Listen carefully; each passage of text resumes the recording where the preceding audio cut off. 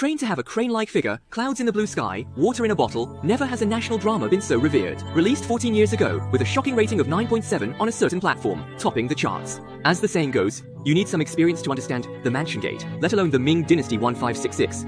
Living half a lifetime might not be enough. Every frame is full of deep meaning. Every scene is a setup or foreshadowing. The greatest political intrigue drama of all time, written by Liu Heping, screenwriter of Yongjing Dynasty, and directed by Zhang Li of Towards the Republic, depicts a century of history, captures the spectrum of humanity, and most worthy of reflection is the human heart recorded in the annals of history. If this episode gets over 10,000 likes, the next episode on the Change of Dynasties will be out in 3 days. The Ming Dynasty has lasted nearly 200 years and is now in its mid-phase. The emperors of the Ming Dynasty have always been known for neglecting their duties. Emperor Xuande was famous for fighting crickets all day long, Emperor Zhengde for trading animals. Emperor Tianqi also found joy in being obsessed with craftsmanship, calling himself a carpenter and endlessly inventing new tricks. But the most unique was Emperor Jiajing of the Ming Dynasty, who didn't wear the dragon robe or attend court for over 20 years. He was obsessed with Taoism, destroyed Buddhist temples, expelled monks, and was the longest reigning emperor with centralized power. Countless famous figures emerged during his reign, including the anti-Japanese generals Qi Jiguang and Yu Dayu, the notorious traitor Yan Song, the first assistant of the Ming Dynasty Zhang Zhuzheng, the upright official Hai Rui, the famous pharmacologist Li Shizhen, and the controversial national hero Hu Zongxian. Capable ministers, renowned generals, talented scholars, cunning courtiers, and secret agents emerged in abundance, creating the most brilliant and vibrant Ming dynasty. In the 39th year of Judging, on the 29th of the 12th lunar month, Zhou Yunyi of the Imperial Observatory at the Meridian Gate of the Forbidden City refused to change his words. The court's expenses are excessive. Corruption is rampant in the government. The people are in dire straits. Heaven's wrath and people's resentment. Years of disasters, frequent wars, the Ming treasury is empty, and official salaries are still a problem. Emperor Jiajing's Taoist temple, Wanshou Palace, was struck by lightning. Everything was going wrong, and there was no snow in the capital and neighboring provinces for several months. The celestial phenomena were unusual, and the Imperial Observatory did not speak of the climate, but directly pointed to the emperor's inappropriateness. Who taught you to say these things to the emperor? This time, nothing could be done, leaving Feng Bao, the superintendent of the Eastern Depot, helpless all his life. Give him 20 court beatings, right in the Meridian Gate corridor, where it is most customary. Zhou Yunyi's body was stiff, lifeless, beaten to death by the Imperial Observatory's overseer for the crime of slandering the emperor, and the auspicious snow had not yet arrived. Emperor Taizu Zhuyanzhang abolished the 1,000-year-old prime minister system, making the emperor directly manage the 6 ministries: personnel, revenue, rights, war, works, and the palace, with the minister Shangshu as the head and the left and right vice ministers as deputies. The Ministry of Personnel was the leading ministry among the 6, responsible for evaluating officials, promotions and demotions, selection, appointments, and so on, and was known as the Heavenly Palace, similar to today's Organization Department, Human Resources Department, and Social Security Bureau. The Ministry of Works handled Ming Dynasty infrastructure projects, civil engineering, water conservancy, machinery manufacturing, mining, and textiles, similar to today's Ministry of Industry and Information Technology, Ministry of Water Resources, and Ministry of Urban and Rural Development. And similar departments to the Ministry of Civil Affairs, Ministry of Finance, and Ministry of Land and Resources. The Ministry of War needs no further explanation, akin to the Ministry of National Defense, the Military Commission, and various military agencies. The Ministry of Justice oversees judicial supervision and political orders, similar to the Ministry of Justice and the Public Security and Legal Departments. The Ministry of Rights manages national education, ceremonies, and the Imperial Examination, comparable to the Ministry of Education, Ministry of Culture, and Ministry of Foreign Affairs. With the busy state affairs above the 6 ministries, the Emperor selects trusted capable ministers to form a cabinet to assist in governance, with the Chief Cabinet Minister respected as the first assistant and the deputy as the second, holding a position similar to a Prime Minister to provide checks and balances. To prevent the Emperor from monopolizing power, the court officials established an additional secretarial group, the Directorate of Ceremonial, the highest office in the imperial city, far above the East Factory, managing eunuchs and palace affairs. They could enter the court, and all memorials from various departments would be sorted and compiled by the cabinet, then presented in the form of slips. The Directorate of Ceremonial would then annotate them in red on behalf of the Emperor. This practice, known as red annotation, ensured that the power of the eunuchs and the cabinet mutually restrained each other, both being indispensable, and was the reason the machinery of state functioned properly. In the 39th year of Judging, imperial power was highly centralized, yet the national treasury was in deficit. Corruption was rampant in the court, and no snow had fallen for an entire year, leaving the Emperor with no choice but to issue an edict. A self-criticism edict in the name of the Son of Heaven, to confess sins to heaven, fast and pray for snow from New Year's Day until the Lantern Festival on the 15th day of the first lunar month. Snow, snow, snow, it's snowing, snowing. Done. Auspicious omens fill the sky. Feng Bao, furious and flustered, stormed out and harshly shut the mouths of all the young eunuchs. "Let me see who dares to shout along," he said, then rushed off in a hurry to report the good news to the Emperor. "All you servants, listen to me before I report the auspicious news to the Emperor.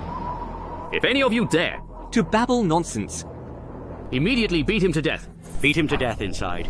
Yes. With this auspicious snow, the tone of the chief eunuch of the Directorate of Ceremonial, Lu Feng, became more and more steady. The Emperor is virtuous. His godson Feng Bao was always high profile, and there were many who disliked him. It's our turn to report the auspicious omen to His Majesty. It's the ancestors. I heard that Feng Bao was keeping everyone quiet and rushed off by himself to report the auspicious omen to the Emperor. Those in high positions are even more fearful of the Emperor's favor and displeasure, for a change of regime could happen overnight. He reported the auspicious omen, afraid that if the Emperor got happy, he'd call Feng Bao. Replace us. Goodbye, Feng Bao shouted Godfather with great excitement. Lu Feng was the first to lightly raise an objection. I thought the Emperor was so pleased that he let you into the Directorate of Ceremonial. Others become more and more sarcastic and passive-aggressive toward people like us, as if it's only natural. It's time for us to move. Done. The words were harsh, and Feng Bao felt as if facing a great enemy. My son deserves to die! My son deserves to die! Ah! Eunuch Lu ignored him, letting his son kneel through the night at the Directorate of Ceremonial as the heavy snow fell. The Peking opera mixed with fatigue, we'll leave it for now and discuss it in detail next time. The Lantern Festival of the 40th year of Jiajing has finally warmed up. After a whole cold winter, the annual financial meeting is officially pressing. 5 members of the Directorate of Ceremonial waited at the palace gate as usual for the Grand Secretary Yan Song, who had controlled the cabinet for over 10 years with his faction widespread and power overwhelming, yet he was old and seemed frail as if a gust of wind could topple him. Grand Secretary, after the snowfall. You were 80 last year. This year should be. You're 79 now. The usual pleasantries were not missed by Lu. Eunuch, you really think I'm too old? The snow is good. If it were all silver, I wouldn't have to worry about this anymore. I could retire and return home.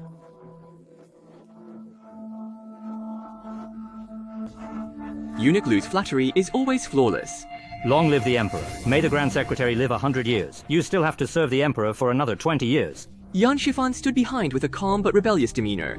If you work for another 20 years, won't people hate you to death? Yan Shifan, respectfully called Little Grand Secretary, took 2 steps forward to make contributions for his father. On the 29th of the 12th month, executed Zhou Yunyi at the Meridian Gate, the Emperor's Taoist palace caught fire, forcing him to move to Yuxi Palace, riding through 15 days of snow. Eunuch Lu said all the right things, not forgetting to offer advice. The Emperor's mood might not be that good either. The annual financial reconciliation meeting before the Emperor is truly a matter of life and death cooperation. If we can get past the deficit issue, we'll try to get past it. This year, we'll think of other ways. I still say, no matter how big the issue, we must work together. The minister's expressions varied, their true feelings unknown. In the cold winter, heavy snow, and the great hall aglow with burning silver charcoal, someone in the rear wanted to join the grand celebration, when suddenly an elder's voice rose in the hall. Strict Grand Secretary Yan sat to one side of the stove, with 4 cabinet ministers lined up on his left, and the Directorate of Ceremonial, led by Eunuch Lu, listening on his right to that congratulatory remark, immediately softening his tone. Is that right? The 6 ministries and the 13 provinces of the 2 capitals registered and recorded last year's expenses, drafted the vouchers, and only after the Ministry of Revenue and the Directorate of Ceremonial reviewed and approved them in red could the accounts be settled. Eunuch Lu went with the flow, first offering a favor to Grand Secretary Yan. The cabinet has drafted the tickets. Whichever we can approve in red, we'll approve in red. What do you say, Grand Secretary? Last year, 2 provinces suffered drought, 3 provinces had floods, the north was troubled by constant warfare in the southeast, the palace caught fire, natural and man-made disasters. It was truly not a year of abundance. In a year of profit, Grand Secretary Yan trembled as he thanked the Emperor for his hard work, claiming some credit. Relying on His Majesty's heavenly virtue and everyone's dedicated work, His Majesty has worked day and night during this snowfall. It was the Emperor who calmed down, and incidentally remembered Zhou Yunyi, who had openly criticized the court's corruption last December. There was no snow, and some people took advantage of this wave of slander. In the rear hall, dressed in a Taoist robe and slowly opening his eyes, was the most long-reigning, extraordinary, and sacred ruler of the Ming Dynasty. Emperor Jiajing of Ming, Zhu Haochong, sat by the fire preparing to quickly wipe out old scores. The cabinet has also drafted all the tickets. The Directorate of Ceremonial approved them in red, and last year's accounts are settled. Then we'll discuss this year's expenses. The Qinglu faction, led by Vice Minister of Revenue Shu Ji, calmly dropped a bombshell. We signed the expense accounts for the Ministry of War, but the expense accounts for the Ministry of Personnel and the Ministry of Works were overspent by too much. We didn't dare to sign. In front of the Emperor at the palace, the young Grand Secretary Yan Shifan was infuriated and flustered. Our Ministry of Personnel and Ministry of Works account statements, your Ministry of Revenue didn't sign off on them. When the cabinet drafted the expense tickets for each ministry, you were all present. Now you sign for one ministry. Not signing for one department. You in the Ministry of Revenue. Ministry, what exactly do you want to do? Vice Minister of Revenue Gao Gong glared with wide, angry eyes, indignant and unwilling to accept this accusation. The ministry. Ministry. It's the Ming Dynasty's Ministry of Revenue. It's not our Ministry of Revenue. The Personnel and Works departments are also the Ming Dynasty's, not your Personnel and Works departments. Both sides' words were cutting, but the Emperor of later days was unconcerned, lazily left the palace. All of it was internal.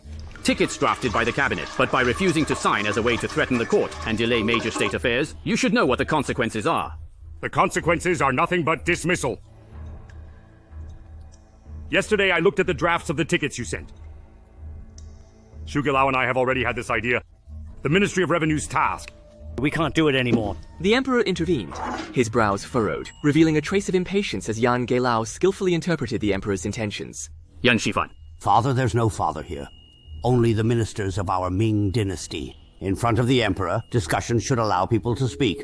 Such a trusted and capable minister successfully earned a moment of relief, and with a gesture from the Emperor, the whole hall felt lighter. Yang Geilao from Wuxi never utters empty words just to save face. Su Qing, what difficulties do you have? Say it all. The second person startled by the sound of the toilet lid was Eunuch Lu, who had been watching for a long time. Let me give a reminder. Discussion is just discussion.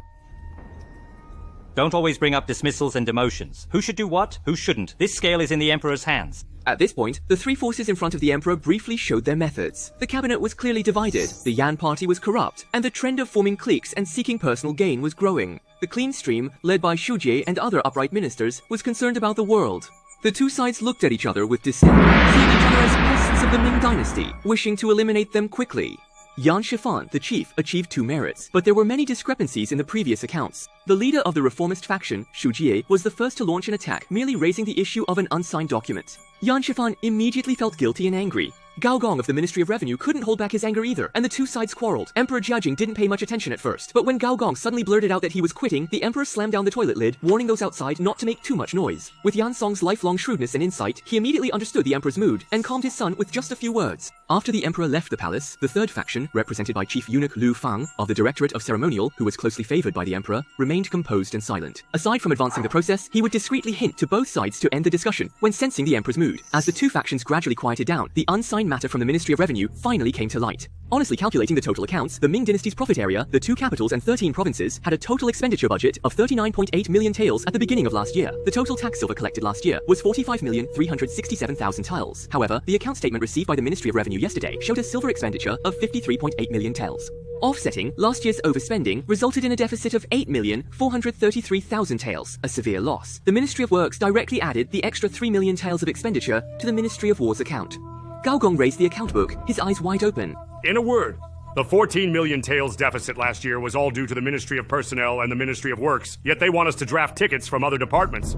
Young Geilao Yan Shifan secretly cursed the slyness of the clean stream faction. When the cabinet was drafting the ticket, both of your Ministry of Revenue officials were present. You saw this ticket at that time, but you didn't say anything then. Now you're putting on a show at the Imperial meeting. Old Shu, what exactly do you want to do? Shu Darin looked over it particularly slowly and methodically.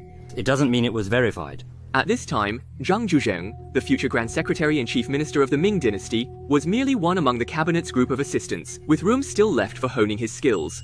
These 3 million taels are recorded in the Ministry of War's account for building 30 warships, and it is clearly recorded that it was for Qijiguang and Yudayu to use in naval battles against the Japanese pirates. In fact, my Ministry of War has not seen a single warship. Yan Shifan had long had a countermeasure, first mentioning the original intention. There were indeed 30 warships, costing 3 million, originally built for the Ministry of War, to prepare for naval battles.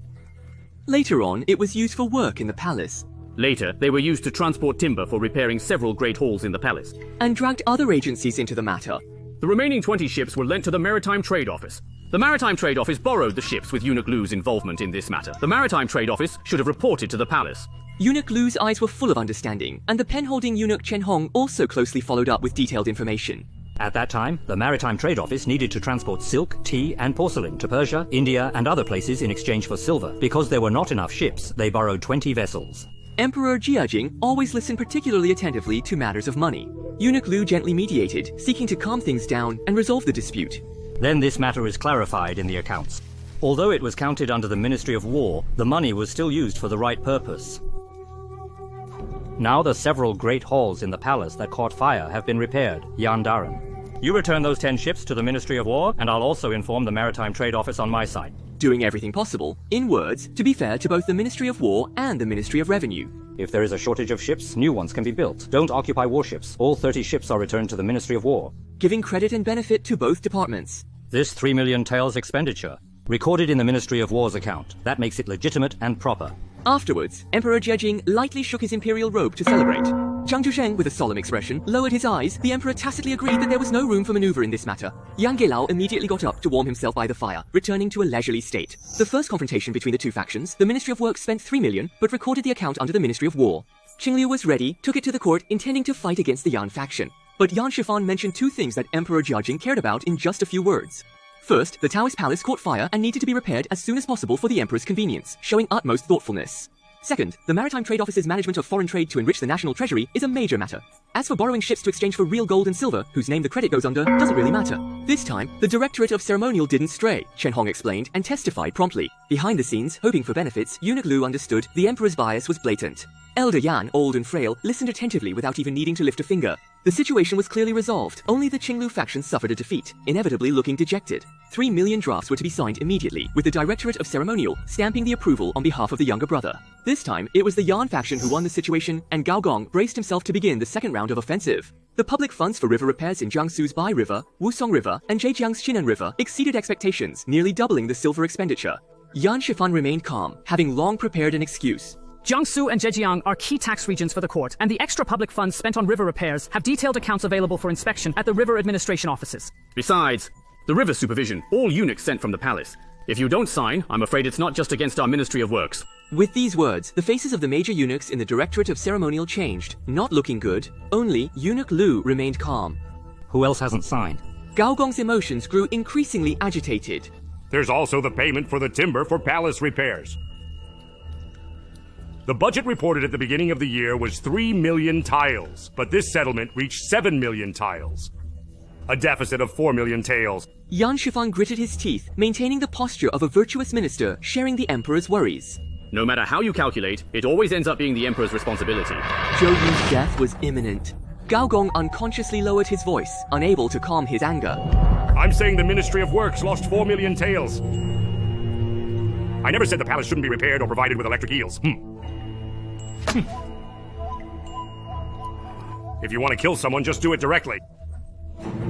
There's no need to pin false accusations like this, Gao Suqing. Shu Jie, Elder Shu, was indeed noticeably more composed. This is justice. No one is falsely accusing you. The Emperor hasn't accused you of any wrongdoing either. The Ministry of Revenue raised a question. As long as the Ministry of Works can explain clearly, it's fine. What crime is there? Elder Yan just hunched over, meticulously tending the fire as if he were completely uninvolved. Elder Shu turned his head, not forgetting to tease. Yan Shifan lost composure in front of the emperor. The usual settlement bills and budget sheets don't match. The Ministry of Revenue can raise it. No need to get angry. The young elder is a master at playing the victim. The budget at the beginning of the year was to receive timber transported from the mountains of Yunnan and Guizhou, but upon inspection, there were no roads, the mountains were high, and the forests dense. The large timber simply couldn't be brought down from the mountains, so it was switched to transporting wood from the South Seas instead.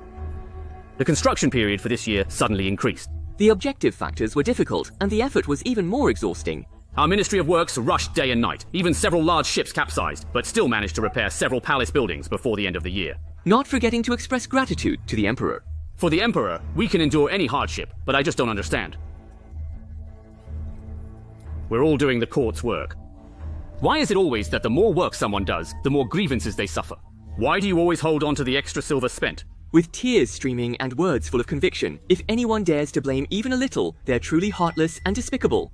The Ministry of Revenue people hadn't even seen the shadow of the silver, yet received a questioning, not showing it on the surface, but cursing inwardly. In no time, the sound of celebration lightly echoed. The hall fell silent. The emperor had already forgiven this deficit with an air of calm indifference, and Eunuch Lu followed suit smoothly and flawlessly. If that's the case, these few expenses, the Ministry of Revenue seems to need to sign. The two factions' second round of confrontation, the Ministry of Revenue first lamented the overspending of river public funds. Yan Shifan was fearless because it was the Eastern Depot overseeing the river management, and they were by no means the only ones profiting from it. Qinglu's odds against two were slim. Gao Gong, feeling aggrieved and angry, brought up the 4 million tiles deficit for palace repairs. Yan Shifan was using the emperor as a shield. Fortunately, Shu Jie remained calm in the crisis. In the drama, leisurely and eloquently, Yan Shifan was at fault, only able to resort to tricks. Playing the victim, crying pitifully, and adding a long live the emperor, loyal to death. Emperor Jiajing then generously forgave the ministers. No one was foolish enough to oppose the emperor. Deficits of over 10 million were slowly resolved amid debates and a few rounds of celebratory proclamations. Calculating national affairs, how could one not plan for the future? Next year's budget will naturally be a measured consideration of pros and cons. The northern border was far from peaceful, and the Great Wall in the northeast was about to be rebuilt, with this single project increasing expenses by 2 million. The southeastern coastal regions were plagued by Japanese pirates, and Qijiguang and Yu Daiyu were both renowned generals. With less than 20,000 troops at hand, recruiting soldiers is imperative. The budget for expenses needs to increase by 2 million. Zhang Zhuzheng, though in the Ministry of War, is deeply concerned about the nation's grand affairs, and has long been resentful of the court's deficit spending. If things go like last year, where all the silver in the Ministry of Revenue's reserves was used up within a year, this year the court will have to increase taxes on the people. The pressure on the Ministry of Revenue is imaginable. Planning ahead ensures success. Failing to plan leads to failure. If we continue spending without a budget like last year, living beyond our means, then after consuming everything, I truly don't know what else the Ming Dynasty will have left to consume. This time, it's almost like pointing at the Yan family's nose and calling them corrupt officials. Yan Shifan immediately jumped up. What did you mean by what you just said? Is the young lord suggesting that this year will also have deficits like last year, sir? Strike first. The treacherous minister has already jumped out himself. Gao Gong is one. And Zhang Zhuzheng. Establishing virtue, publicly dissecting words in front of the court to argue and prove one's innocence. Treachery. How is the word written? It's a female character combined with a dry character. I, Gao Gong, am still with my old wife, while the young lord just married his 9th concubine yesterday. This treacherous word probably doesn't apply to me, Gao Gong. Let's not digress. The young lord, disregarding his own reputation, spoke impulsively and brought up Zhou Yunyi. There are also some people who were Zhou Yunyi's backers when he slandered the court last year on the 29th of the 12th lunar month. Zhou Yunyi, an official overseeing celestial phenomena. How could he speak so clearly about the court's expenses last year when slandering the court? As soon as these words were spoken, Lord Shu and others were momentarily speechless, allowing him to speak freely, without restraint. Everyone here is inevitably involved in factionalism and corruption, comfortably seated. Jiajing suddenly reacted, his steps light and swift, dressed in a Taoist robe, gracefully and effortlessly entered the palace hall, received bows and shouts of "Long live the Emperor," muttered incantations, practicing a posture resembling a crane. Under 1,000 pine trees. 2 cold scriptures, I come to seek the way. No more words. Clouds in the blue sky, water in the still. Jiajing's first appearance is not merely a quarrel among ministers. If he really cared about the ministers' heated arguments, he wouldn't have taken action just because of one person. Zhou Yunyi, for speaking a few truths, was convicted of slandering the court and beaten to death at the Meridian Gate on the 29th of the 12th lunar month. Of course, the emperor understood in his heart that Zhou Yunyi's words surely did not come from just one source, but the Astronomical Bureau, in a fit of anger, could beat to death a pillar of the court right before his eyes. The cabinet's system of checks and balances is absolutely indispensable. For the sake of future political stability, remaining behind the scenes, continuing to practice Taoism in peace, and firmly holding the throne, the emperor dares to act before words escalate. Before things got out of hand, he entered the palace hall, and before even taking his seat, he called out to Yan Song, who was kneeling with dignity.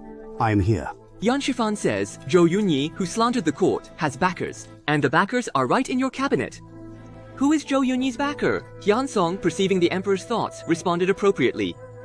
Your Majesty, there are no backers for Zhou Yunyi here. He responded to the praise with explanations one after another. The court has no private accounts. For example, last year Jiangsu repaired the Baimao River, Wusong River, Zhejiang repaired the Shinan River, and Shanxi and Henan repaired the Great Han River. All were allocated silver by imperial decree. The expenses for constructing several halls in the palace. How does he know too? This shows that the Ministry of Works operates on clear accounts. With just a few words, both sides were thoroughly cleared of any suspicion. The emperor immediately feels relieved and pleased, making everyone comfortable, telling them to rise. He also subtly warned Yan Shifan, hinting not to look at his father that way. You should learn well, and then impart deep and meaningful knowledge to all the esteemed officials. What I just recited was Tang Dynasty Liao's Asking the Taoist. Clouds are in the blue sky, water is on the plain. Some of you are like clouds, some of you are like water. What you do is simply different, but all of you are loyal subjects and virtuous generals. The emperor's mood naturally changed as well. Now that I think about it, he still feels quite regretful. His words are appropriate for the occasion, but he harbors no longing. It's just that his words disturbed the court, so I ordered him to be beaten with 20 court rods. But unexpectedly, he simply listened to this sigh with a complex expression on his face, passed away, and someone still had to admit fault. Li Feng. I am here. You should also manage the people in the Eastern Depot well. Investigate who was the one with the intention to beat Zhou Yunyi to death on the 29th day of the 12th lunar month. No one from the Directorate of Ceremonies raised a hand, inevitably giving rise to a sense of sorrow, like that of a rabbit with a fox behind it. To become the leader of the eunuchs, one must be elite, and the executioner is not new to serving the emperor, having already gauged the imperial intent. Second, the court rods amounted to a death sentence, but unexpectedly, the emperor had a change of heart, and this unspoken judgment ended up being a reckless decision made without knowing its true consequences. The executioner naturally became the sole scapegoat. Lu Fang knows the executioner is his adopted son Feng Bao, yet pretends not to know. On one hand, the godfather is carefully considering strategies, while on the other hand, there are serious examples at hand. The situation ahead is unpredictable, so it's truly unwise to respond rashly. The emperor turned his head to settle small accounts, and Yan Shifan heard Gao Gong say that you married your 9th wife yesterday. Your Majesty, after returning, I sent several of my concubines back to their families. Frightened them into kneeling and apologizing before slowly breaking into a smile. A good man marries 9 wives, right? What about the families of those who were sent back? Keep them instead. Just focus more on the affairs of the court. Emperor Jiajing was full of emotion, easily gaining experience from the recent court debate. We still have to argue when it's necessary. The treasury is losing money, and the emperor is clearly more interested in profit. Minister Zhang Zhuzheng said to you, as long as the maritime trade routes are open. Our Ming merchant ships can transport goods to Persia and India. Every year, we can generate over 10 million taels of silver. What Zhang Zhuzheng is considering is the long-term prospect of funding the southern anti-pirate campaigns through maritime trade. Japanese pirate raids have made the seas unsafe, disrupting maritime trade. As an official in the Ministry of War, I am also considering this from the ministry's perspective, thinking that perhaps military pay should be increased for Zhejiang and Fujian. Let Qi Jiguang and Yu Dayu recruit troops, build warships, and then take the initiative to eliminate the pirates and reopen the maritime trade routes. Yan Gelao continued the narrative, regaining the initiative. Zhang Zhuzheng discussed with Chen. The once celebrated prodigy Zhang, who was being discussed, was stunned as the adults openly seized the credit. He feared that no matter how much he planned, it would only be for others' benefit. Yang Gelao briefly mentioned the expansion of the army, taking credit for himself. As long as the sea trade routes are smooth, the next question is what to transport. For example, silk from Jiangsu and Zhejiang. A piece of high-quality silk can sell for 6 taels of silver inland. If sold to Western countries, it can sell for over 10 taels of silver. Currently, Jiangsu has 10,000 looms. This will become 8,000 looms. Can we increase the number of looms to produce more silk? Of course, the emperor responded casually. The key is, now that the matter of silk has been raised, how can we increase mulberry fields to produce more silk? This was exactly what Grand Secretary Yan wanted, and he responded with a trembling voice. Your Majesty is wise. Getting to the point. Historically, Jiangsu's silk relies on Zhejiang for silk supply. It's due to the climate. He slightly turned and for the first time showed that he could cover the sky with one hand. The cabinet suggests simply reallocating half of Zhejiang's existing farmland to mulberry fields. Not forgetting to paint a rosy picture for the emperor. This way, over 10 million taels more of raw silk can be produced each year, and more than 200,000 bolts of silk can be woven. Emperor Jiajing still maintained proper rituals and did not forget the important matters concerning the people's livelihood. All the farmland is being converted into mulberry fields. What will the people of Zhejiang eat? From other provinces. Allocation, Yang Gelao replied fluently, fully in control. Grain from other provinces will definitely be more expensive than locally produced. Will Zhejiang's mulberry farmers be willing? The yield of silk per acre of mulberry field is higher than the yield of grain per acre of farmland. The emperor was reassured and bestowed his grace. Additionally, the converted mulberry fields will still be taxed as farmland, without increasing taxes. Yan Shifan didn't leave any room for breath, offering a flattering remark. Your Majesty's wisdom is unparalleled. This way, the people of Zhejiang will surely be eager to plant mulberries. With resources, increasing several thousand looms in Zhejiang and Jiangsu is not a problem. Good. Shu Gaozhang and the others looked displeased. This time, Yan's faction actively sought credit, expecting their greed to be considerable. The emperor observed the reactions of various factions, calculating revenue in his mind, alleviating a major concern. Good. Arguing is good. Didn't the argument lead to a good solution?